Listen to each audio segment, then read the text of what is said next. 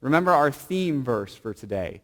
In all things, God works for the good of those who love him. That's what it means to be redeemed. That God is always in the process of working for your good. God is literally, moment by moment, redeeming your experiences. So I want you to think of one of the hardest things that you've had to go through in your life. Because surely there was a time in that experience where you threw up your hands and said, God, why? Why am I in this? I don't want to be going through this. Why don't you just take this from me now, God? I want you to have confidence that God can take every experience, no matter how tragic or terrible, and use it in the process of your redemption. I mean, if you look at your life through the lens of what we're learning from Scripture today, then you really could say that your life is a story of suffering. Your life is a story of grace. And ultimately, your life is a story of redemption. That is what God is doing in you. Let's explore how. I mean, I'm sure this sounds like a good concept, right? How God works in your life, no matter how challenging or no matter how good, and shapes you and brings you to a place of redemption. That sounds good. But why don't we illustrate how that might happen? How does God actually do this? And so we're going to get a timeline on the screen. And I want you to imagine that that timeline is your life, okay? And so you've got things like you were born. Perhaps you were baptized. At some point you graduated. At some point you got a first job, and maybe you got married. Maybe you had children, and on it goes. So if this is the timeline of your life, I want you to notice the arrow, because the arrow is moving forward. And that's how you experience life, isn't it? Your life is progressing in one direction.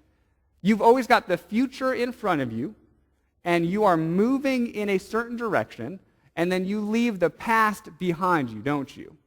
And so your life is made up of a mixture of experiences. A lot of them good, and yet no doubt on this timeline you can add times of tragedy.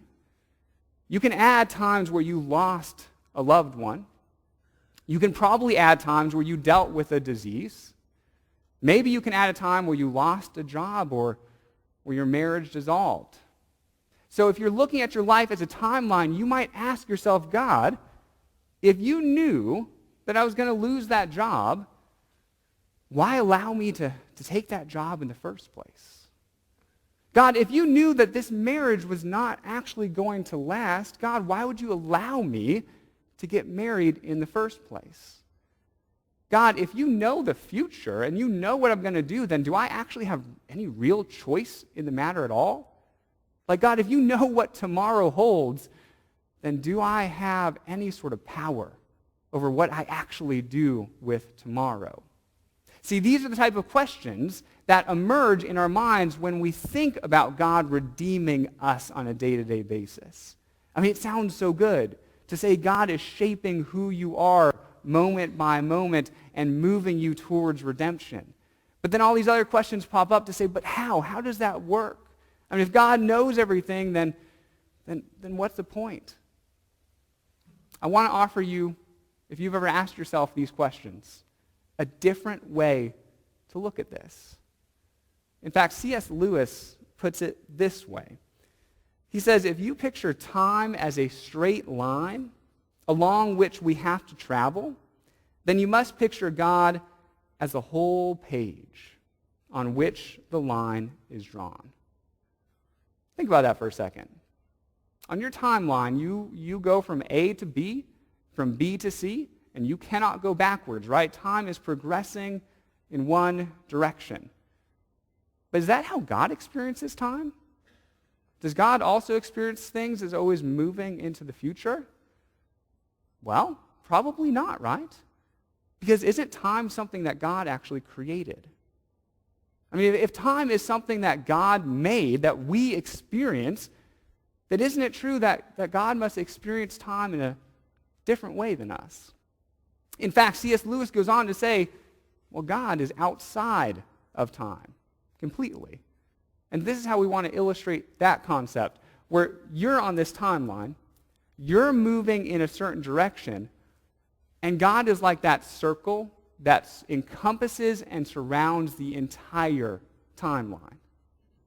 If that is true, then God knows your future and knows your past simply because God is experiencing them all simultaneously.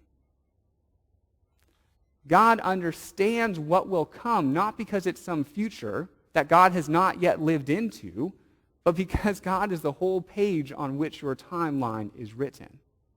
And so you have full authority, full responsibility to make choices in your life. And we hope that you make choices that lead to where you will become more of the person God created you to lead. But what this affirms is that God can take every choice you make, every choice you have made, and every choice you will make and use it on your path of redemption. Not because God is like a puppet master, making you or pulling the strings, but because God is literally living your experience with you. And so what I'd like for you to understand is God has never left you. Regardless of what you've gone through, or regardless of how challenging periods of your life have been, God was right there next to you in those times.